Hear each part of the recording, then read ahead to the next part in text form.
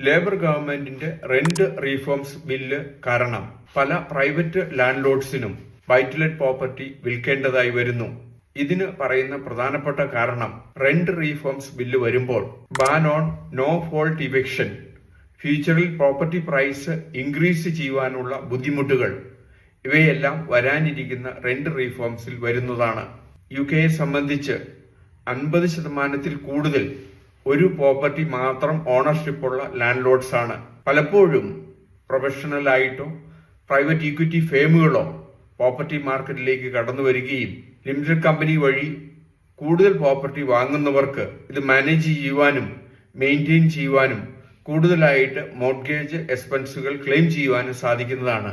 ഒരു പ്രോപ്പർട്ടി മാത്രമുള്ള ചെറിയ ലാൻഡ് ലോഡ്സ് മാർക്കറ്റിൽ ഇല്ലാതാകുകയും professional landlords limited company വഴിയും പ്രൈവറ്റ് ഇക്വിറ്റി സപ്പോർട്ടിലും വരുന്നതായി കാണുന്നു.